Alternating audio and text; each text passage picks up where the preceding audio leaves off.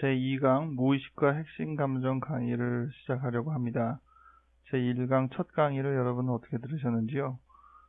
오늘부터는 이제 참고도서를 보아가면서 공부를 시작하는 그런 챕터가 됐습니다.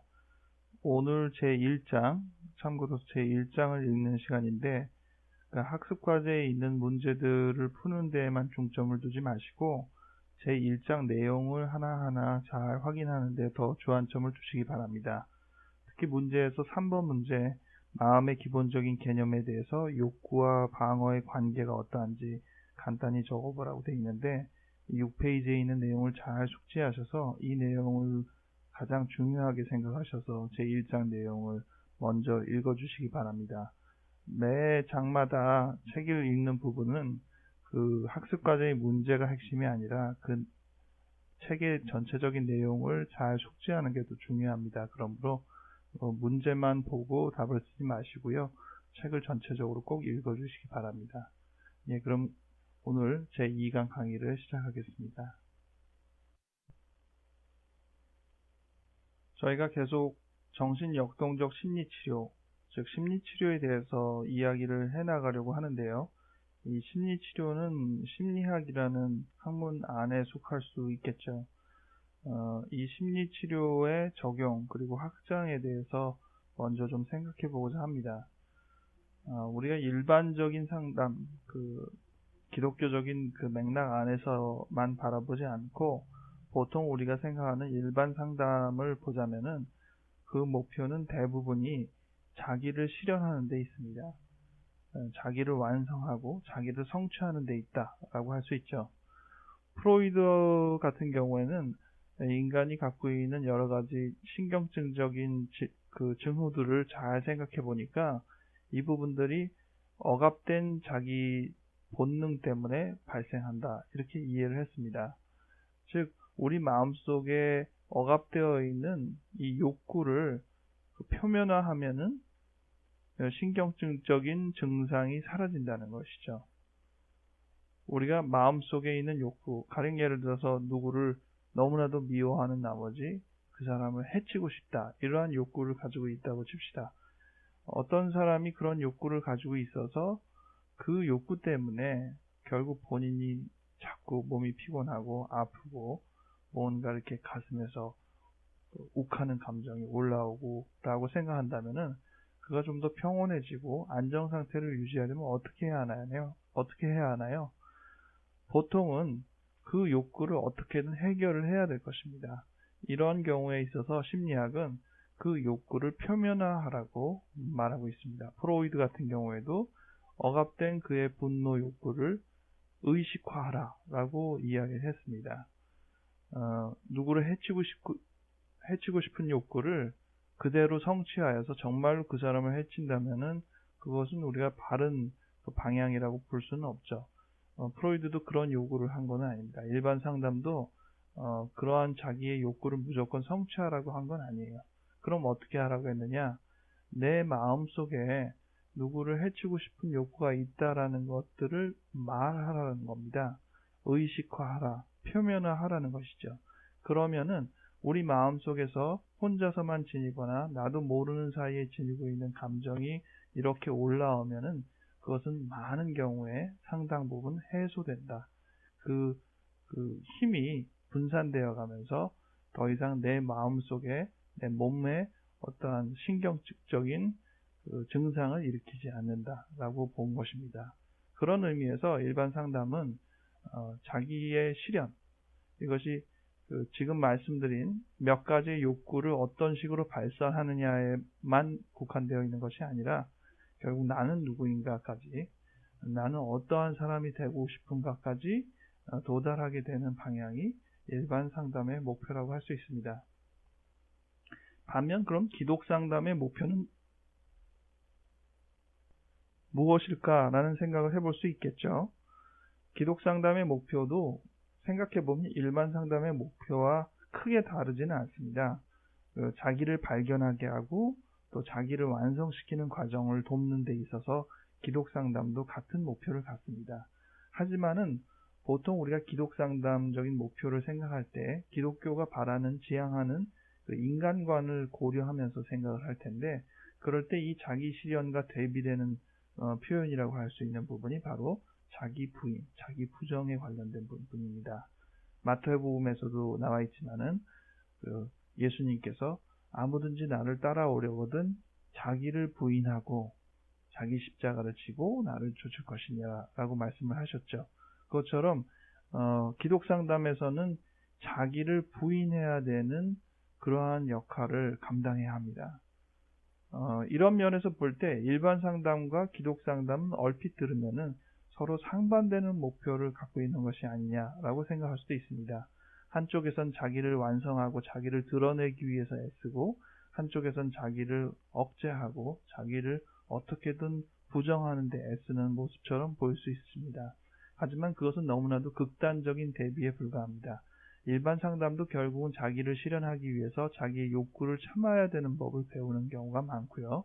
기독 상담의 경우에 있어서도 자기의 부인을 통하여서 더 큰 자기, 하나님과 합일된 자기의 완성의 부분을 볼 수 있습니다. 그러므로 이 부분을 무조건 이렇게 상극처럼 여기실 필요는 없습니다. 하지만 분명 또 한 가지 생각할 수 있는 좋은 지침이 있는데, 그것은 뭐냐면은 우리가 자기를 부인하기 위해서라면은 자기 자신을 잘 알아야 된다는 것입니다. 다소 역설적인 표현이 되지만은 우리가 실은 우리 자신을 부인하기 위해서는 우리 자신을 모르고서는 부인할 수가 없습니다. 많은 사람들이 자기를 부인한다고 하면서, 그리고 자기를 부인했다고 하면서 여전히 자기의 욕구와 자기의 바램을 계속 말하고 있는 경우가 많습니다. 심지어는 하나님의 지시, 하나님이 시키시는 일, 하나님의 뜻이라고 하면서 자기의 뜻, 자기의 주장을 내세우는 경우도 많이 있습니다. 이러한 사람들은 이 자기 부인의 이 측면에 있어서 실은 자기를 부정하지 못한 것입니다. 오히려 그런 사람들이야말로 자기가 누구인지를 잘 알아야 할 것입니다. 그래서 진정 부인해야 될 내 모습이 무엇인지를 깨달아야 할 것입니다. 그러므로 기독 상담의 목표에 도달하기 위해서라면은 우리가 자기 이해라는 일반 상담의 과정을 1단계로 거쳐야 하지 않을까라고 생각을 합니다. 여러분들도 이러한 그 목표의 달성을 위하여서 먼저 자기 자신이 어떠한 사람인지, 인간이 어떠한 존재인지를 이해하는 데 더 측면을 집중할 수 있었으면 좋겠습니다. 이 심리적 성숙과 영적 성숙도 결국은 이런 일반 상담의 목표와 기독 상담의 목표라는 관점과 연결될 수 있습니다. 이 부분은 우리가 다른 장에서도 또 다루게 될 터라 제가 이 시간 자세하게 설명은 하지는 않겠습니다. 다만 여러분들께서 계속적으로 우리가 공부를 할 때 일반 상담에 대한 또 정신역동적 심리치료에 대한 강의를 위주로 하지만은 여러분이 반드시 이 기독교적인 세계관에 비추어서 이 지식들을 꼭 재검증해 주시기 바랍니다. 그래서 이 지식이 단순히 그냥 일반 상담, 일반 심리치료 이 부분에만 국한되어 있지 않고 우리가 원하는 기독교적인 지침까지 도달할 수 있기를 바랍니다. 오늘 제2강 제목이 무의식과 핵심 감정이지요. 오늘 가장 핵심이 되는 내용은 바로 이 무의식의 존재에 대한 부분입니다. 우리가 지난 시간에 첫 번에서도 그 정신분석이 가장 중요한 두 가지 원리에 대해서 설명할 때 무의식의 존재, 그리고 또 하나는 뭐였죠? 정신결정론이었죠. 그래서 이 무의식에 대한 부분은 오늘 조금 더 관심 있게 보고자 오늘 시간이 마련된 것입니다. 인간 심성의 구조, 특히 지형학적 모델에 따르자면 인간은 어떻게 나눈다고 했죠? 네, 의식과 무의식으로 나눈다고 했죠. 지금 있는 이 그림이 그 의식과 무의식을 보여주는 그림입니다. 보통 이렇게 빙산의 그림을 그려서 의식과 무의식의 그림을 얘기하는 경우가 많아요. 근데 이제 대개 그 표면에 있는 부분을 의식이라고 하고, 또 수면 아래에 있는 부분을 무의식이라고 이 상징적인 그림을 그립니다. 빙산의 그림이 도움이 되는 이유는 물 위에 떠 있는, 수면 위에 있는 부분은 우리가 눈으로 보이는 부분이니까 우리가 의식이라는 그 특성과 잘 맞아떨어집니다. 반면 무의식은 잠겨 있고 가려져 있다는 면에 대해서도 이 그림이 잘 응용할 수 있죠. 또 한 가지 중요한 특성은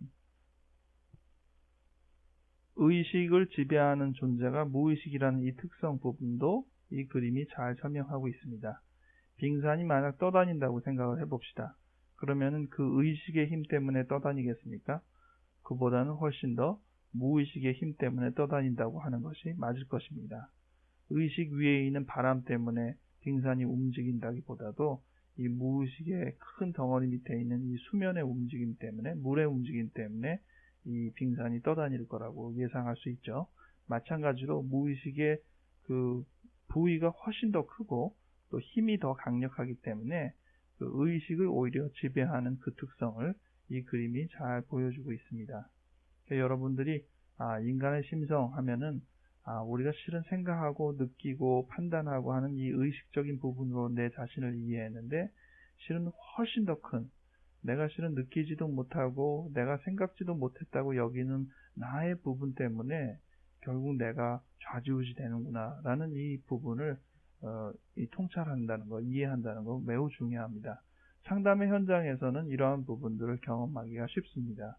여러분 자신도 이제 이 강의를 들으시면서 내 안에 내가 충분히 느끼지 못했던 또 다른 부위가 있는데 실은 그 부위는 내가 느끼고 있던 부분보다 훨씬 크다는데 이것이 무엇인가 라는 그 관심을 가지고 출발을 해보면 좋겠습니다. 이 의식과 무의식을 이해하기 위해서 또 다른 그림을 하나 소개해 드립니다.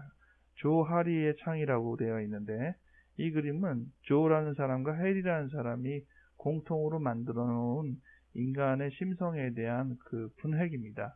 그림의 내용은 별로 어렵지 않습니다. 아주 간단한 사각형의 그 부분을 그저 나누어 놓은 아주 간단한 그림입니다. 하지만 이 그림을 통해서도 여러 가지를 우리가 생각해 볼 수가 있습니다.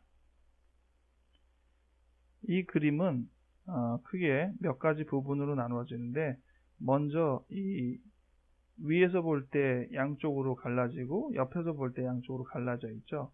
위에서 보는 부분을 우리가 내가 보는 부분이라고 합시다. 내가 보는 부분. 그리고 옆에서 보는 부분을 남이 보는 부분이라고 한번 해봅시다.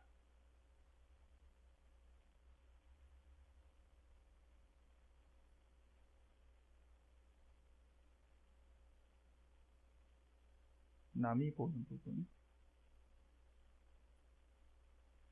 자, 그런데 이 내가 보는 부분과 남이 보는 부분을 또 둘씩 나눌 수가 있습니다. 내가 보는 부분에서 내가 볼 수 있는 부분이 있고 그리고 내가 볼 수 없는 부분이 있습니다.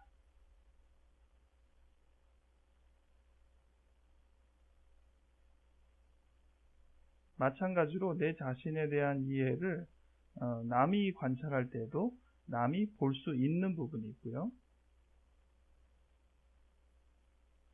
또 남이 볼 수 없는 부분이 있습니다.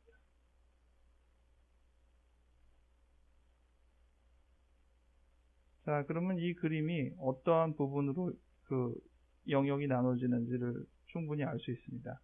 이 그림, 이 내면 하나하나가 결국은 내 자신입니다. 이 모든 부분이 결국은 내 자신인데 내 자신을 여러 부분으로 분획을 나눠져 있다는 겁니다. 먼저 이 부분은 어떻게 설명할 수 있죠? 이 부분은 내 마음인데 나도 보고 남도 보는 그런 부분입니다. 남도 내 자신에 대해서 너가 그런 사람이지라고 아는 부분이고 또 나의 자신도 내가 그런 부분이지라고 아는 부분입니다. 그러면 이 부분은 어떻게 했습니까? 이 부분은 나는 아는데 남들은 모르는 내 요소입니다. 그런 부분 많이 있죠. 가령 우리의 과거의 경험들 우리가 남들한테 이야기해 주지 않으면은 내가 아는 부분이고 내가 볼 수 있는 부분인데 남들은 볼 수 없는 부분이 됩니다. 그럼 이 부분은 어떻게 했습니까? 이 부분은 남은 알고 있는데 나는 모르는 부분입니다. 이런 부분이 있을까라고 생각을 하실 수가 있는데 실은 이런 부분도 굉장히 많죠. 우리 자신에 대해서 이해했다고 치지만은 실은 우리 자신에 대해서 모르고 있는 부분이 많습니다. 하지만 남들은 쉽게 아는 부분이 있죠. 가령 표정에 있어서도 그렇습니다. 내가 화가 났는지, 내가 좋아하는지에 대해서 내 자신이 민감하게 느끼지도 못할 때 남들은 내 표정을 보고 내가 좋은지 기분 나쁜지를 먼저 알아채는 경우도 있습니다. 그런 경우가 바로 이러한 위치의 부분이 해당이 되겠습니다. 마지막으로 이 부분은 무엇인가요? 이 부분은 나도 모르고 남도 모르는 부분입니다. 분명히 나의 요소이긴 한데 내 자신도 모르고 남도 모르는 부분이 있긴 하겠죠. 그래서 이 네 부분을 합치면 결국 내 자신 전체가 될 것입니다. 그러면 오늘 우리가 이 그림에서 이 무의식이라는 부분 어디일까요? 내가 의식하지 않는 부분이니까 결국은 이 내가 볼 수 없는 부분, 이 부분이 결국은 이 무의식의 요소가 되겠죠. 바로 이 부분입니다. 이 부분.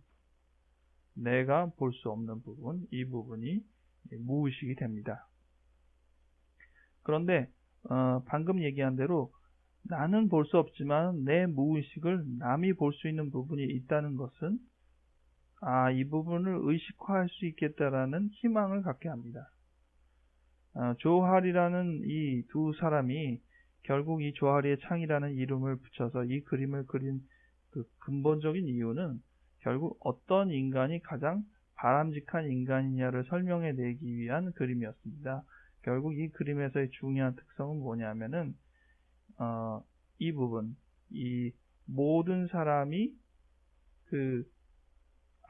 알고 있는 이 부분이 늘어나야 한다는 겁니다.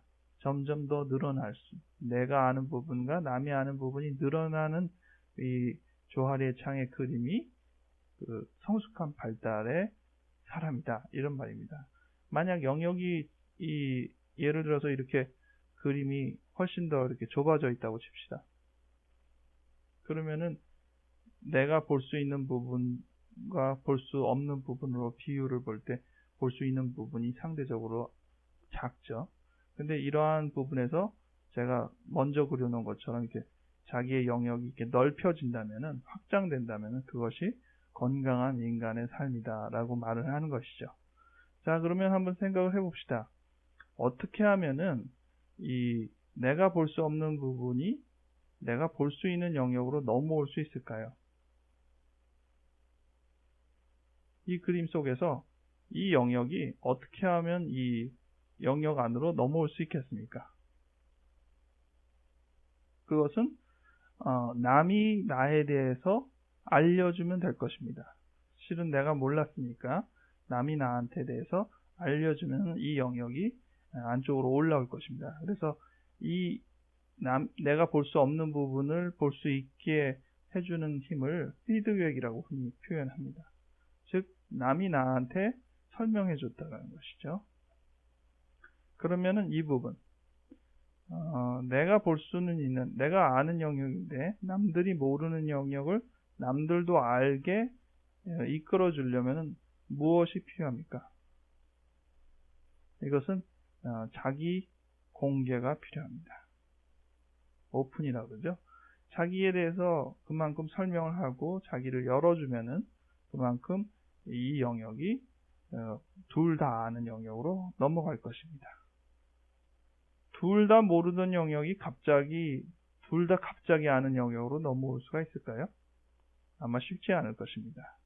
아마 이 영역은 먼저는 이 중간 1단계로 누구든 어느 쪽에서 먼저 아는 쪽으로 좀 거쳐서 넘어갈 가능성이 많습니다. 하지만은 둘 다 모르다 갑자기 넘어오는 이러한 아주 특별한 경험이 있긴 할 겁니다. 이 경험은 신비적인 경험일 수도 있고 또 통찰적인 경험일 수도 있겠지만은 일상사에서 흔히 일어나지 않은 영역이기 때문에 자세한 설명을 하지는 않겠습니다.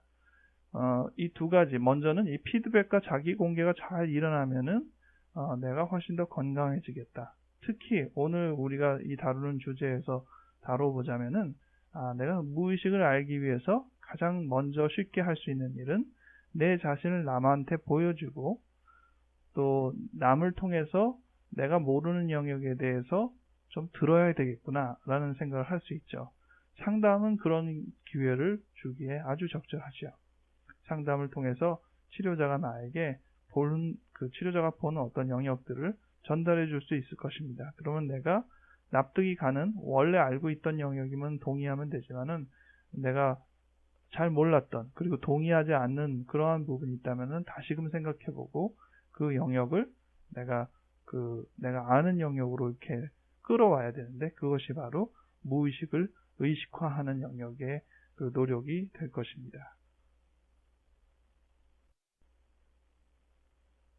우리가 잘 모르는 이 무의식이라는 광대한 영역은 어떠한 특징이 있을까를 먼저 생각해 보시면 좋을 것 같아요. 그러면은 우리가 이 무의식에 대해서 공부를 하면서 무의식이 이런 것이지라고 알 때 새롭게 올라오는 의식화되는 내 무의식의 여러 가지 재료들에 대해서 당황하지 않고 접할 수 있고 또 수용할 수 있게 될 것입니다. 먼저 무의식의 특징은 논리적이지 않다는 것입니다. 이 부분은 지난 시간에도 저희가 미리 얘기를 했습니다. 어떤 식으로 얘기했는지 기억나세요? 1차 과정 사고라는 얘기로 말씀을 드렸죠. 즉 태어나면서부터 본래 갖고 있는 인간의 그 사고 체계는 합리적이고 기승전결의 논리를 따르지 않는다. 그저 여러 가지의 정보들이 뒤섞여 있고 가까이 있고 연결되면 바로 연결시키는 그런 방식으로 생각이 왔다 갔다 할 수 있다라고 설명을 했습니다. 마치 그 통 속에 여러 가지 공을 넣고 그냥 꺼내보면은 아무 순서도 없이 딸려 나오는데, 그것을 차례대로 배열해 놓으면은 논리적이지는 않지만은 순서에 따라서 이야기가 진행되는 것처럼 그러한 식이 바로 무의식이랍니다. 무의식이라고 할 수 있습니다. 그 안에는 너무나도 많은 방대한 정보들이 있어요. 경험이 있고 그것들을 하나하나 논리로 연결시킬 수가 없습니다. 마치 집에 많은 책들을 사두었는데 그것들을 일목요연하게 정리하지 않고 그저 그 박스에 순서는 상관없이 그저 넣어놓은 것과 비슷한 부분이 바로 무의식입니다. 그래서 어떤 이는 이 무의식을 담론이다 라고 설명합니다. 다양한 정보의 보고가 있긴 하지만은 어떻게 튀어나올지 모르는 그러한 존재가 이 무의식이라고 할 수 있습니다. 근데 이 무의식은 아까 얘기한 대로 우리를 지배합니다. 어떤 식으로 우리를 지배하는지에 대해서 알 수 있는 정보들이 몇 가지가 있는데 그 정보들을 아래에 적어두었습니다. 무의식이 올라오는 자료로서 먼저는 꿈을 들 수 있습니다. 여러분들 꿈 꾸시죠? 꿈은 어디서부터 왔습니까? 꿈은 우리의 마음에 여러 자료들을 나름대로의 그 새로운 논리로 보여주는 대표적인 예입니다. 하지만은 꿈이 우리가 일상에서 말하는 그러한 논리와 합리보다는 훨씬 더 해체되어 있죠. 그것이 무의식적 자료에 가깝기 때문에 그렇습니다. 하지만은 우리가 꿈을 기억할 때는 벌써 그 꿈을 우리의 이 의식적인 생각에서 편집하기 때문에 원형 그대로 기억하는 것이 아니라 이미 편집되어서 어느 정도는 조금 더 논리를 체계를 갖추고 그 꿈을 기억합니다. 변질이 되죠. 어쨌든 이 꿈이라는 것을 통하여서 우리 마음속에 우리가 느끼기도 전에 어떠한 정보의 흐름이, 생각의 흐름이 우리의 그 마음속에서 일어날 수 있겠구나라는 것들을 충분히 생각해 볼 수 있습니다. 두 번째는 이 호감, 거부감이라는 부분을 통해서 우리가 무의식이 있겠구나라는 것들을 알 수 있습니다.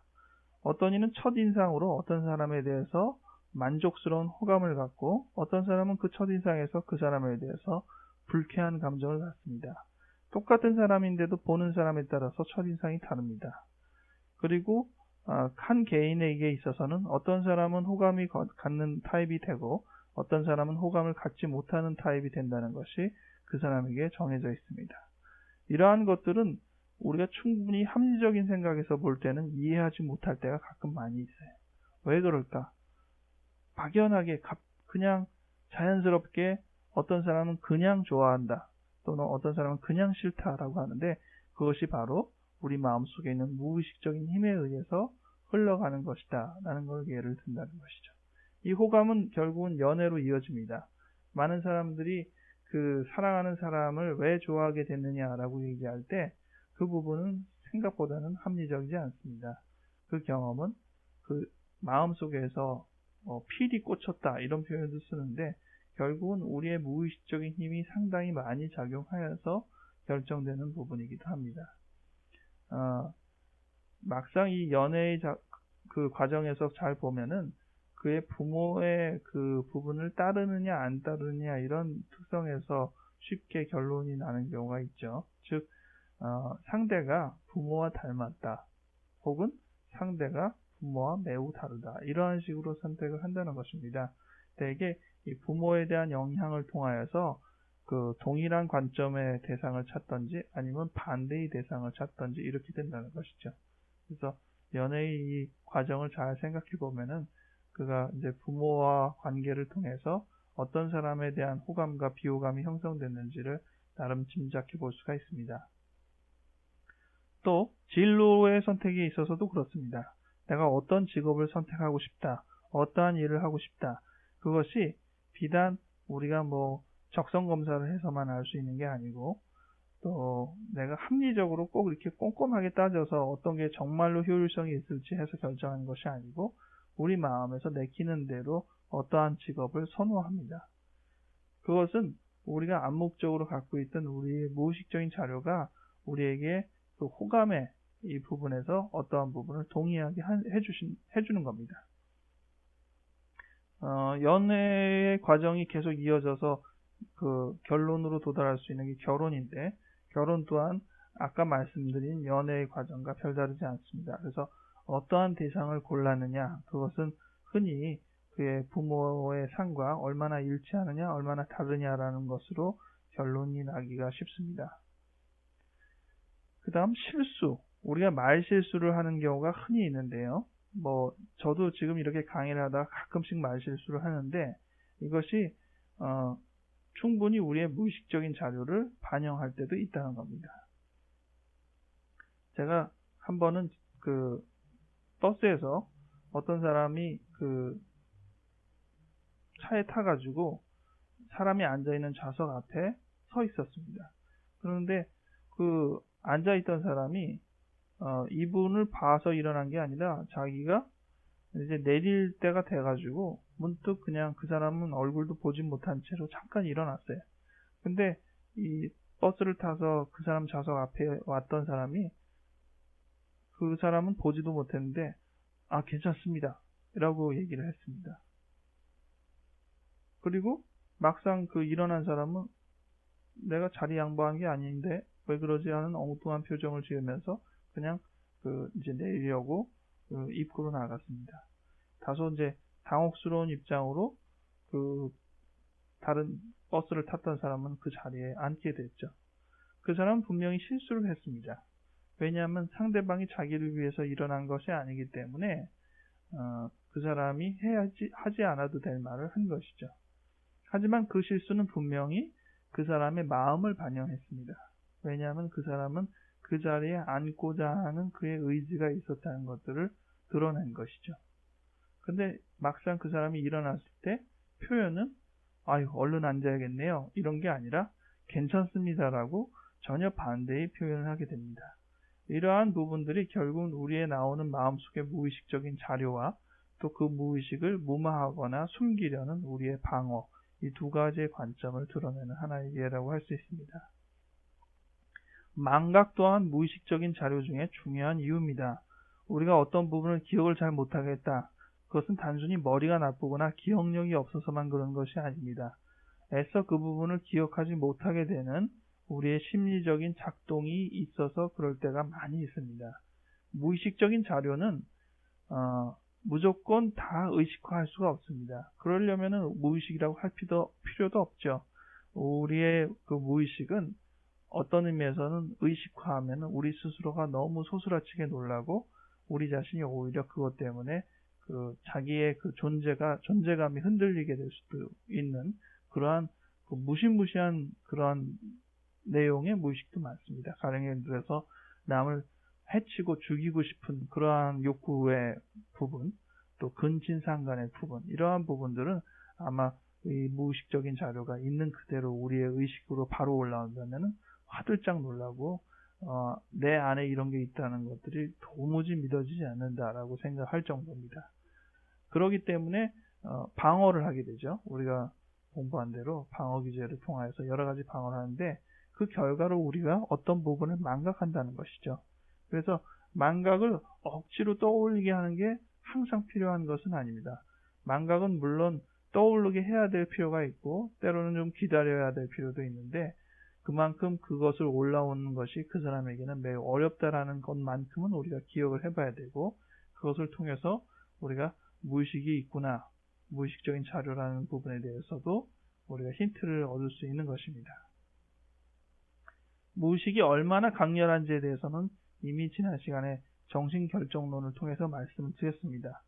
무의식이 오히려 의식을 지배합니다. 우리가 결정하고 판단하는 것들이 의식선에서 이루어지는 듯하지만은 실은 많은 부분이 정신결정론, 즉 우리의 무의식적인 힘의 방향에 의해서 결정이 됩니다. 내가 어떤 것을 좋아할지 어떤 것을 싫어할지에 대해서 마음의 이 무의식적인 힘이 크기 때문에 겉보기에는 약간 포장하고 바꿔가면서 약간 바뀔지 몰라도 전체적으로 나라는 이 큰 배가 어느 방향으로 흘러갈지는 이 무의식의 힘에 의해서 가게 되는 경우가 많이 있습니다. 그러니 우리가 이 무의식을 잘 알아야겠죠.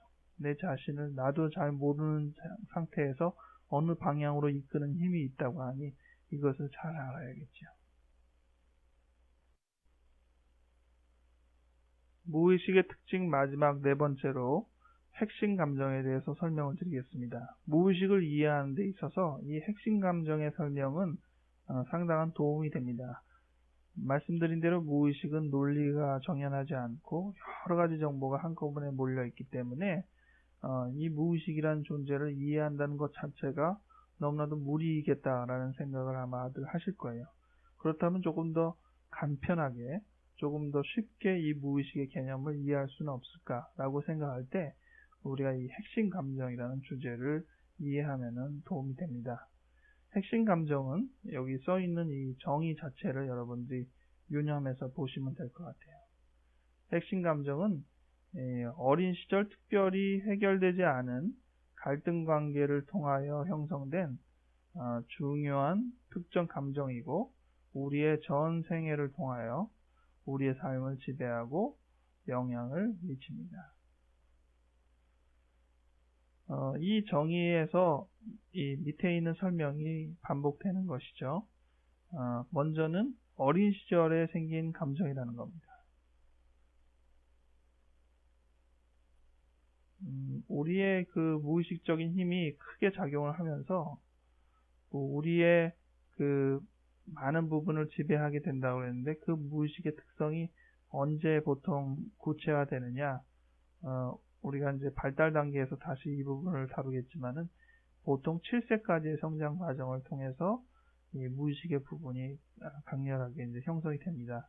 그런데 뭐 긍정적인 무의식도 있고 부정적인 무의식도 있고 여러 가지가 있겠죠. 하지만 이 핵심 감정의 정의에 있어서는 이 성숙하지 못한 부분이고 그래서 부정적인 특성을 갖습니다. 그런데 이 무의식 자체는 또 불변성, 쉽게 변하지 않는다. 어떤 의미에서는 평생 간다. 이러한 개념을 담고 있어요. 즉 어린 시절에 형성된 그 갈등 관계 때문에 이 부정적이고 성숙하지 못한 부분이 남아있는 것입니다. 핵심 감정이라는 부분이 바로 그런 부분이라는 것이죠. 즉 이 핵심 감정을 통해서 우리 삶의 여러 가지의 방해물 또는 증상들이 형성될 것입니다.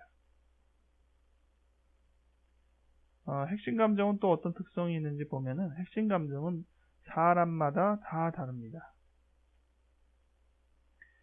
사람마다 다 다르기 때문에 핵심 감정에 대해서 일반화하는 것은 좀 무리가 있습니다.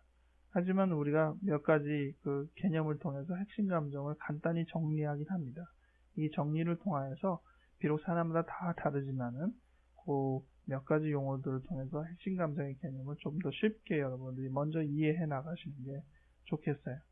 사람마다 다 다르다라는 이 개념을 설명할 때 열쇠 자물쇠 기제라는 설명을 해요.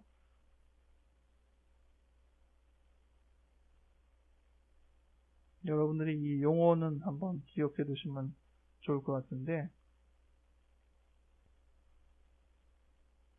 이 용어는 뒤에서 정신역동할 때 강의를 다시 또 반복하기 때문에 그때 자세하게 설명을 하겠습니다.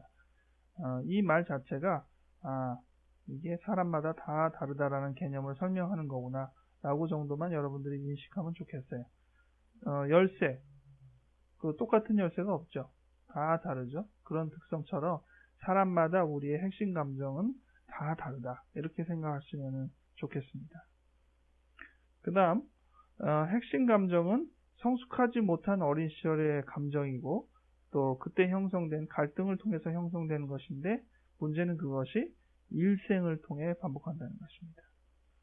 평생 간다라고 아까 간단하게도 설명했는데, 여러 번 반복하고 그것이 한 어떤 상황에서만 아니라 모든 상황에서 반복한다는 것입니다. 그런 표현을 가리켜서 반복 강박이라는 표현을 씁니다. 이 용어도 여러분들이 한번 잘 기억해 주시면 좋을 것 같아요. 반복 강박. 강박적으로 반복된다, 이렇게 생각을 하면 되겠죠. 우리가 동일한 문제에서 계속 실수한다 라고도 생각해 볼 수 있습니다. 어떤 사람은 상사와의 관계에서 항상 문제가 생기는데 직장을 옮길 때마다 상사와 문제가 생겨요. 그러면은 직장이 문제겠습니까? 직장이 문제인 부분도 있지만은 더 많은 부분은 그 사람 본인이 상사와의 관계를 통해서 똑같은 문제를 재현시킨다는 것이죠. 상사는 분명히 여러 사람이 다른데도 불구하고 본인이 똑같은 문제로 상황들을 계속 연결시켜 나가고 그렇게 만들어 버립니다. 이런 부분을 반복 강박이라고 하죠. 여러분들이 똑같은 문제, 똑같은 실수에서 계속 실수하고 또 좌절하고 한다면은 이것이 핵심 감정과 모종의 연관이 있겠다라는 생각을 해봐도 좋을 것입니다. 또한 핵심 감정의 특징은 일종의 에너지라고 할 수 있는데, 이것은 프로이드가 우리의 마음의 힘을 개념화한 것과 동일한 표현입니다. 에너지라는 것은 힘의 크기와 방향이 있다는 것이죠. 그래서 물리학적으로 볼 때 이런 것은 벡터라는, 우리가 물리학 공부 기억나세요? 벡터. 이런 거죠. 이런 방향의 힘과 이런 방향의 힘이 있으면 두 가지가 합쳐지면 어떻게 되느냐? 그러면은 이렇게 된다. 이런 어떤 그림을 그리는데, 이러한 것과 동일하게 이 힘의 크기, 이 길이가 힘의 크기라고 보통 말하죠. 그리고 방향이 있습니다. 방향. 어떤 방향인가? 그래서 합치면은 그것이 이제 합쳐지는데, 마찬가지로 이 에너지라는 특성은 우리의 마음이 어떤 특성을 가지는지에 대한 것들도 어떤 원리들을 잘 이해시키는 부분이 있어요. 한 가지는 이제 에너지 보존의 법칙이라는 개념을 우리 마음에서도 비슷하게 도용할 수 있다는 겁니다. 즉, 우리의 마음의 에너지가 100이라고 한다면은 그것을 어디다가 쏟느냐에 따라서 나머지 여분이 얼마 남는지가 결정이 된다는 것이죠.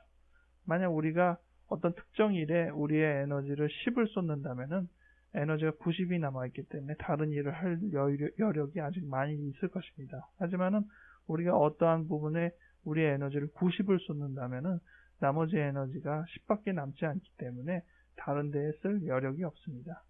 대개 삶의 문제에서 막 갈등하고 고민하고 있을 때 이 힘의 안배를 얼마나 했느냐, 마음이 신경 쓰는 부분에 있어서 얼마나 안배를 했느냐, 이 부분을 잘 보면은 남는 에너지가 별로 없어서 당연히 고생할 수밖에 없는 예들이 있습니다. 그러면은 그 힘의 안배를 통해서 에너지를 충분히 더 여분의 에너지를 남길 수 있도록 도와주는 것이 상당히 되기도 합니다. 이러한 것처럼 이 감정, 핵심 감정의 개념을 에너지의 차원에서 이해하면은 보다 많은 그 원리들을 터득할 수가 있습니다. 이 마지막에 써 있는 의존 욕구, 분노, 인정 욕구, 이 세 가지가 우리가 처음 여러분들이 접하게 되는 그 핵심 감정의 개념으로 우선적으로 외우시기 편리한 세 가지 부분입니다. 핵심 감정이 뭐냐 하면 여러분들이 일단 정의를 잘 알아두세요. 어린 시절 특별히 해결되지 않은 갈등 관계를 통하여 형성된 부분이고, 우리의 전생애를 통해서 우리 삶을 지배하고 영향을 미치는 부분입니다. 부정적인 부분이란 말이에요. 그래서 성숙하지 못한 부분이고, 어린 시절에 형성되었을 때 불변하여서 평생을 가고, 사람마다 다 다릅니다. 그리고 일생을 통하여서 그것이 어른에게나 아이에게나 또 어제나 오늘이나 계속 똑같은 상황에서 반복합니다. 이 반복한다라는 특성을 통해서 한 가지 힌트를 얻을 수 있는 것은 상담 현장 안에서도 핵심 감정은 동일하게 드러날 수 있다는 것이죠. 그렇기 때문에 상담 현장 안에서 똑같은 것들이 재현되고 똑같은 문제를 다룰 수 있다. 이 사람이 밖에서 여러 가지 힘든 점을 가지고 왔는데 그 힘든 점의 본체가, 실체가 무엇이냐, 꼭 그 사람의 그 삶의 현장에 쫓아가지 않아도 우리가 알 수 있는 기회가 온다. 왜냐하면은 그것이 반복 강박에 의해서 핵심 감정이 결국 상담 현장 안에서도 반복될 것이기 때문이다. 이런 부분입니다. 근데 이러한 여러 가지 특성을 가지고 있는 핵심 감정을 크게 세 가지, 의존 욕구, 분노, 인정 욕구, 이 세 가지 이름으로 기억해 두시면 됩니다. 미리 좀 힌트를 드리자면은 대개 0세에서 1세까지의 과정 중에 형성되는 핵심 감정은 대표적인 것이 이 의존 욕구입니다. 그리고 1세에서 3세까지의 그 삶의 발달 단계에서 형성되는 대표적인 핵심 감정은 바로 분노입니다.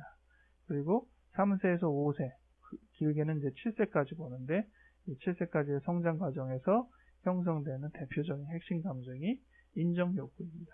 그래서 여러분들이 일단 핵심 감정 하면 정의도 외우시고 동시에 핵심 감정의 대표적인 세 가지 특성이 아니라 세 가지 의존 욕구, 분노, 인정 욕구. 여러분들은 이 중에서 어느 부분이 더 강하다고 생각하십니까?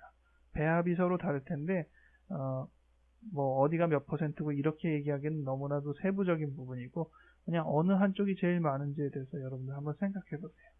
여러분들은 의존 욕구가 많습니까? 여러분은 분노가 많습니까?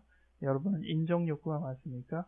물론 이 개념은 전문적인 용어의 개념이기 때문에 우리가 일상으로 표현하는 의존이나 인정보다는 조금 더 세부적인 설명이 필요할 것입니다. 그리고 여기서 몇 세라고 얘기할 때의 나이는 만 나이를 말합니다.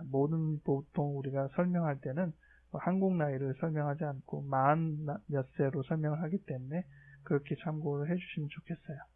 여러분들이 이제 오늘 자기 발견 숙제에도 이 나의 핵심 감정이 무엇일까라는 그 부분이 있는데 핵심 감정에 대해서 여러분들이 자세한 용어를 일단 배우지는 않았지만은 한번 오늘 배운 정도의 한도 안에서 나의 핵심 감정은 그럼 무엇일까? 이 의존 욕구, 분노, 인정 욕구 중에 나는 무엇일까? 이런 생각해 보시면 좋겠습니다. 이제 정신 역동에 대한 이야기를 조금 하려고 하는데요. 우리가 그 정신 역동적 심리 치료를 지금 공부하고 있지 않습니까? 이 정신 역동적 심리 치료를 영어로 쓰면은 사이코다이나믹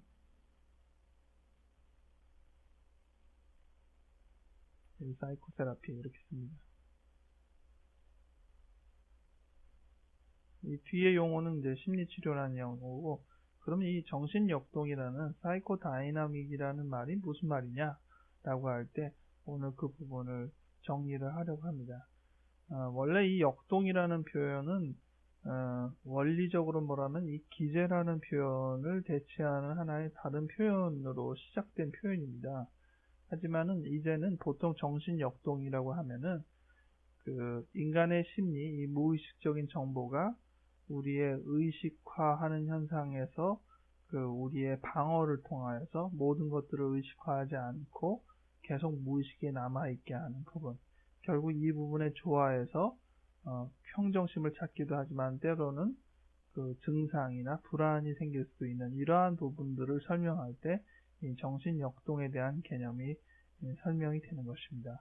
오늘 학습과제에서 3번 여러분들이 이 마음의 기본적인 개념, 욕구와 방어의 관계에 대해서 보는 부분이 바로 이 정신역동의 개념이라고 할 수 있습니다. 그래서 가장 간단한 정의로 우리가 공부하실 때 그 가장 무난하게 여러분들이 이해할 만한 그 개념은 바로 이 첫 번째에 있는 부분들을 여러분들이 인식하면은 아마 첫 번 출발하는데 무난하실 것 같아요. 정신역동이 뭐냐 할 때 여러분들은 그것은 무의식과 방어 기제를 합한 말이다 라고 생각하시면은 쉬울 겁니다. 참고도서에서 욕구와 방어라고 대별되는 두 가지 표현을 쓴 것이라고 보자면은 욕구는 바로 우리가 핵심 감정의 부분을 말할 수 있겠죠. 그리고 방어라고 하는 부분이 이 방어 기제가 될 것입니다. 즉 정신역동은 우리의 내면 깊숙이 있는 태어나면서 한 7세까지의 성장 과정 중에서 형성되는 우리의 핵심 감정, 우리의 그 욕구, 그 자체를 또 겉보기에 그대로 발산하지는 않고 어떻게든 포장하는 우리의 방어, 이것의 조합체가 결국은 정신역동이라는 것이죠. 이 정신역동을 설명하는 표현들은 많이 있습니다. 이 정신역동을 설명하는 표현은 잘 보면은 실은 이 핵심 감정을 설명하는 표현에 더 중점을 두는 표현이 있기도 하고, 때로는 이 방어기제를 설명하는데 조금 더 핵심을 두는 중점이 있기도 하고, 이렇게 몇 가지 개념이 나눠집니다. 그런데 결국은 약간씩 섞어가면서 설명을 하기 때문에 정신역동을 설명하는 개념도 이해할 수 있는 용어들이 많이 있습니다. 오늘은 제가 한 3가지만 좀 설명을 드리려고 하는데, 먼저 이 카렌 호니가 말한 슈드라는 이름의 폭군을 우리가 들 수 있습니다. 타이라니 오브 슈드라고 할 수 있는데, 영어적으로는요. 타이라니 오브 슈드. 이 should라는 영어는 뭐뭐 해야만 한다 이런 뜻이죠. You should 하면은 너는 모름지기 뭐뭐 해야 한다 이런 뜻입니다. 즉 보통 부모가 아이한테 어떤 책임감 또 목표의식을 얘기할 때 남자는 모름지기, 여자는 모름지기 하면서 얘기할 때도 있고, 너는 모름지기 하면서 우리 집안은 모름지기, 뭐 여러 가지의 이 should에 대한 부분들을 강조를 하게 됩니다. 그러면은 아이는 이 should에 대한 영향을 받는데, 그게 어느 정도 수준이냐면은 타이라니, 폭군이란 말이에요. 자기를 완전히 지배하는 그러한 부분이 됩니다. 이 should라는 이름의 폭군은 그 지금까지 개념 설명한 것 중에서 제일 가까운 부분이 바로 초자입니다. 그런데 이 부분은 단순히 초자의 힘만을 설명하는 것이 아니라 그 초자의 힘을 또 어떻게든 조절하려는 자아의 영역, 즉 핵심 감정과 방어기제, 욕구와 방어라는 이 특성 안에서 다 설명해낼 수 있을 것입니다. 우리가 어떠한 힘에 의해서 계속 밀려간다는 것이죠. 너는 뭐뭐 해야 된다는 힘에 의해서 우리가 계속 밀려간다는 것입니다. 그것은 무의식이 우리를 어떤 힘으로 계속 방향화하는 것이나 비슷하다고 볼 수 있을 겁니다. 이러한 should라는 이름의 폭군과 가장 걸맞는 사람은 잘 못 쉬는 사람을 들 수 있어요.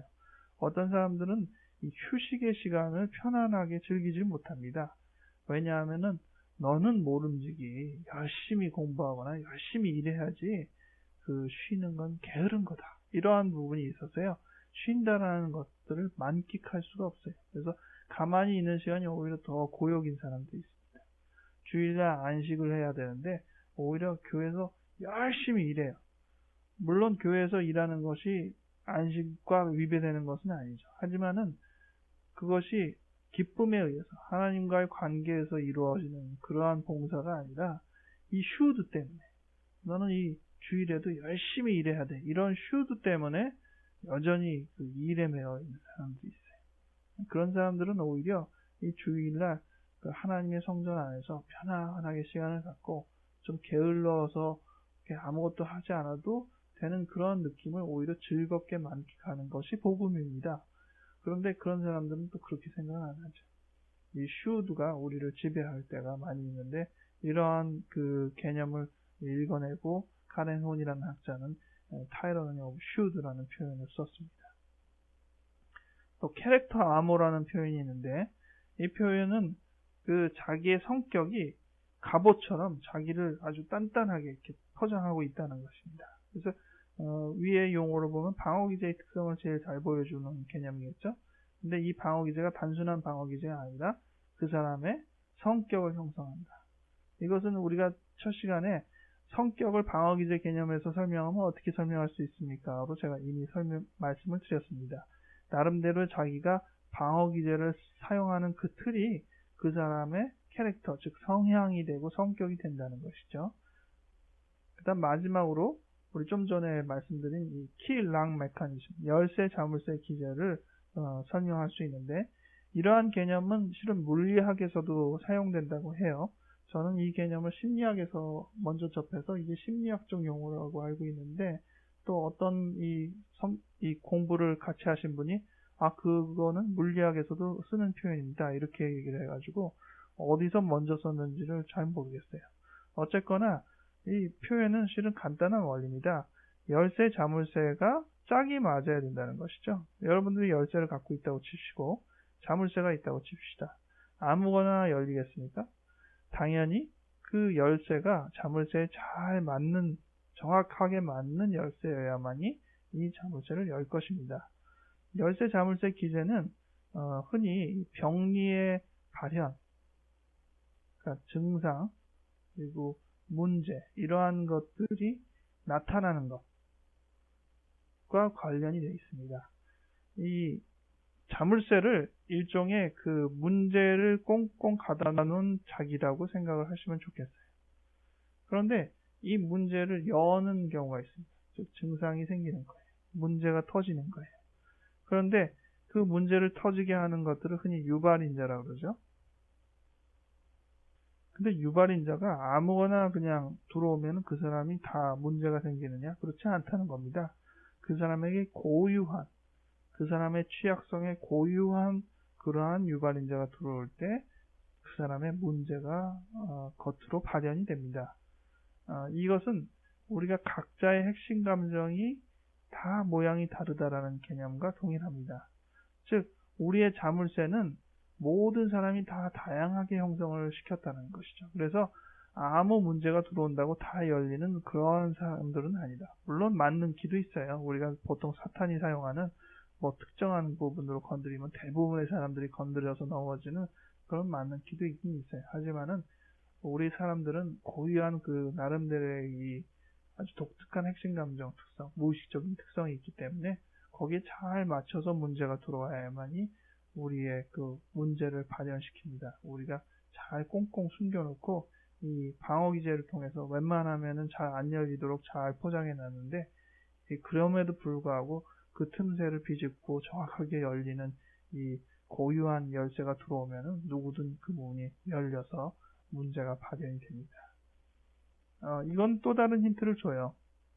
우리의 그 취약성이 어떤 모양일까라고 생각할 때 역으로 어떤 문제 때문에 우리가 어떠한 상황 때문에 우리가 문제가 생겼는지를 잘 보면은 우리가 어렸을 때 어떤 취약성을 형성했는지를 알 수 있습니다. 즉 우리의 이 유발인자를 잘 관찰하면은 이 유발인자랑 짝이 딱 맞는 우리 자물쇠 특성을 알 수 있다는 겁니다. 그래서 여러분들이 어린 시절 다 이렇게 뒤져서 제대로 기억해내고 알아내기는 어렵잖아요. 하지만은 최근에 어떠한 문제 때문에 내가 어려움을 겪고 이것 때문에 이 똑같은 그 아까 반복 강박이라고 얘기를 했는데 그러한 문제와 비슷한 식으로 또 똑같은 문제가 터졌다. 이렇게 하면은 이 유발인자, 이 주변 상황을 잘 살펴서 이것이 결국은 어린 시절의 내 취약성과 얼마나 흡사한지를 역으로 유추해보면 우리의 과거의 어떤 삶의 패턴이나 문제들을 발견할 수가 있습니다. 정신역동적 심리치료는 다양한 심리치료, 다양한 상담 중에서 특별히 정신역동을 다루는 심리치료입니다. 우리가 상담을 할 때 다양한 방법을 통해서 사람을 도울 수 있을 거예요. 가령 예를 들어서 어떤 사람이 문제가 생겼다. 그러면은 문제가 왜 생겼는지를 살펴볼 필요 없이 어떻게 하면 문제가 해결될까에 더 집중할 수도 있을 겁니다. 그것은 정신역동적 심리치료는 아니지만은 나름대로 그 사람한테 도움이 됩니다. 실은 많은 사람들이 그것을 상담이라고 많이 알고 있습니다. 그래서 보통 상담을 찾아올 때도 이런 문제가 생겼는데 어떻게 하면 좋을까요? 내가 어떤 길로 가야 합니까? 이런 식으로 질문하는 경우가 많죠. 즉 원인이 어떤 거는 크게 생각을 하지 않고 해결에 대해서만 집중을 하게 되는 그러한 방식을 말합니다. 하지만 우리가 많은 문제가 그 재현이 되고 반복이 되는 특성을 우리가 잘 생각해 볼진데 단순히 문제를 해결하는 데에만 중점을 두는 것이 아니라 왜 생겼는지 그리고 이런 문제가 자꾸 생겨나게 되는 내 특성은 무엇인지를 이해하는 것이 중요할 때가 있죠. 언제나 필요한 건 아니지만은 그러한 면에서 보면은 정신역동적 심리치료는 문제가 왜 생겼는지 그리고 이 문제를 나타나게 될 수밖에 없었던 나의 그 무의식적인 힘은 무엇인지 이러한 부분을 설명하는 데 도움이 됩니다. 우리의 어떠한 부분들을 그러면 깨닫게 하느냐? 쉽게는 두 가지로 정리를 할 수 있는데, 첫 번째는 이 무의식을 의식화하는 것을 통하여서 깨닫게 합니다. 우리가 이 피드백에 대해서는 이미 그 조하리의 창에 대해서 설명하면서 설명을 드렸죠. 우리가 내담자를 만나다 보면은 내담자 스스로는 모르는 영역을 발견합니다. 그리고 치료자가 그것을 얘기해 줄 수가 있죠. 피드백을 줄 수가 있어요. 그것을 통하여서 자기가 모르는 정신역동적 요소들을 발견할 수 있게 됩니다. 또 한 가지 방법은 흔히 자유연상이라고 하는데, 이것은 본인이 스스로 무의식적인 자료를 가능한 한 자기 스스로 커트하지 않고 스스로 검열하지 않고 어떻게든 정보를 빨리 자연스럽게 끄집어내어서 자기가 무의식적인 부분을 더 많이 알 수 있게 하는 부분입니다. 이 자세한 어떤 기법이나 이런 것들은 나중에 더 기회가 있으니까 더 다루는데, 간단히 설명하자면요, 머릿속에 떠오르는 대로 얘기하기 해보는 거예요. 우리가 생각보다 많은 부분들을 떠오르는 대로 얘기하지 않고요, 그것들을 논리 정연하게 표현하려는 2차 과정, 우리가 그것들을 다른 사람한테 전달할 때 전달력 있게 편집하는 2차 과정을 통해서 전달을 합니다. 근데 그 2차 과정을 하지 않게 하는 거예요. 그냥 떠오르는 대로 얘기해보게 하는 것이죠. 그게 자유연상입니다. 그러다 보면은 우리가 오히려 그 이야기를 이렇게 검열하고 정리해서 얘기하는 것보다 더 많은 우리의 본래의 이유들을 찾아낼 수 있게 되죠.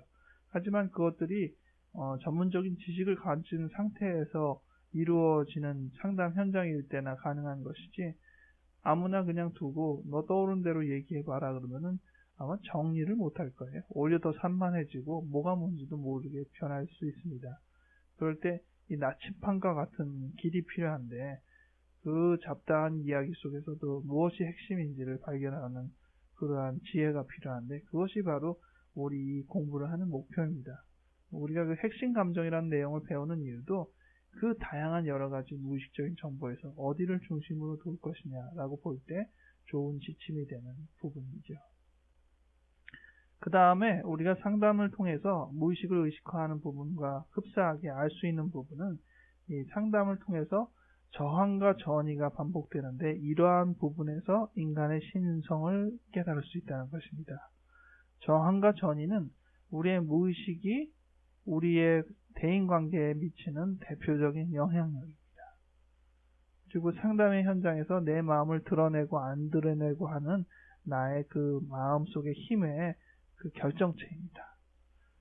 이러한 이 저항과 전이의 개념에 대해서는 앞으로 상담 현장에서 어떻게 벌어지는지에 대해서 자세하게 언급되기 때문에, 오늘은 그 용어만, 저항이라는 용어가 있고 전이라는 용어가 있다는 것만 기억해 두셔도 될 것입니다. 이러한 개념을 통해서 이제 인간을 이해하는 그 관점을 우리가 배워나가는 것이거든요. 그래서 앞으로 이 용어는 한 번쯤 분명히 들어보셨을 텐데, 도대체 이 개념이 뭔지를 여러분들이 잘 터득하셔서 실제로 써먹을 수 있어야 됩니다. 그냥 관념적으로 개념만 갖고 있는 것이 아니라 우리가 실제로 상담, 또 실제로 생활 속에서 저항적인 부분, 전이적인 부분을 느끼고 그것들을 다룰 수 있는 그러한 능력을 가지고 있어야 됩니다. 그래야지 공부하는 의미가 있는 것이거든요. 이번 강의를 통해서 여러분들이 우리 마음속에 이 깊은 부분, 나를 움직이는 부분이 있다라는 이 발상부터 여러분들이 가짐을 통하여서 점차적으로 자기의 무의식에 대한 생각들을 더 많이 해나가면 좋겠습니다. 그런데 저처럼 이 상담을 하고 또 성경을 보고 이러한 부분을 계속 반복할 때 하나님을 알아가는 과정과 무의식을 깨닫는 과정이 어떤 면에서 방법론적으로는 참 비슷한 게 맞네, 이런 생각을 가져요. 오늘 이 성경 묵상을 통해서도 여러분들이 그걸 알았으면 좋겠습니다. 이사야 55장 6절에서 11절을 읽어보면은 우리가 하나님을 발견하는 것, 하나님을 깨달아가는 것은 결국 하나님에 대한 모르는 영역을 우리가 알아가는 것이거든요. 근데 우리가 무의식을 안다는 것도 결국은 우리의 모르는 영역을 알아가는 것입니다. 그런 면에서 어떤 면에서는 공통적이고 어떤 면에서는 다르죠. 우리를 알아가는 것은 내 안의 부분을 알아가는 것이고, 또 하나님의 모르는 부분을 알아가는 것은 타인의 모르는 영역을 알아가는 것입니다. 이 어떠한 면에서 공통점이 있고 차이점이 있는지 한번 잘 생각을 해보시고, 어떤 면에서 여러분들이 삶의 그 지혜와 경험을 통하여서 내가 모르는 영역을 아는 영역으로 넓혀갔던 그동안의 여러분의 그 삶의 지혜들, 경험들이 마찬가지로 하나님을 알아가고 또 내 자신의 무의식적인 부분을 알아가는데 동일하게 사용될 수 있었으면 좋을 것 같아요. 그래서 그런 부분 고민해 보시고, 자기 발견 숙제 또한 자기의 핵심 감정이 무엇일까? 이 부분에 대해서는 실은 계속 우리가 공부를 해나가면서 더 자세하게 얘기를 하게 될 수밖에 없는데, 오늘 먼저 간단히라도 먼저 출발을 여러분들이 해보시면 좋겠어요. 여러분이 어린 시절의 경험에서 이렇게 떠올랐을 때 해결되지 못한 상처, 또 참 어려웠던 갈등의 기억들, 이러한 것들이 있으면 써보세요.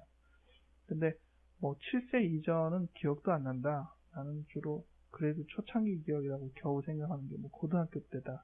그럼 고등학교 때 거 먼저 쓰시면 됩니다. 핵심 감정을 고등학교 때 거로 쓰면은 실은 그 핵심 감정은 고등학교 때 형성된 것이 아니고 우리가 공부를 하는 그 원리에 의하자면 7세 이전에 형성된 것이긴 하는데 고등학교 때 재현된 것이죠. 그것도 반복 강박으로 봐서 반복에 해당됩니다. 하지만은 내가 기억하는 부분은 아직 내가 내 무의식의 많은 부분을 모르기 때문에 그나마 의식 안에서 쫓아갈 수 있는 나의 감정은 고등학교 때로 규정이 되는 겁니다. 하지만 우리가 공부하고 더 깊이 자기에 대해서 생각하다 보면은 그 이전에 똑같은 경험들이 반복됐던 그 궤적을 고등학교 기억을 기준으로 해서 이렇게 쫓아갈 수 있을 거예요. 연상을 해나갈 수 있을 거거든요. 그래서 먼저는 여러분들이 가장 일찍이 기억될 만한 그 관계 기억부터 생각을 하셔서 적어보시면 도움이 될 것 같습니다. 오늘 그 무의식과 핵심 감정에 대해서 이야기를 했는데 무의식이라는 단어만 여러분들이 잘 명심하는 것만 해도 오늘 강의의 중요한 주제는 해결이 됐다고 생각합니다. 일주일 동안 내내 여러분 마음속에서 무의식이 뭘까? 내 무의식은 뭐지?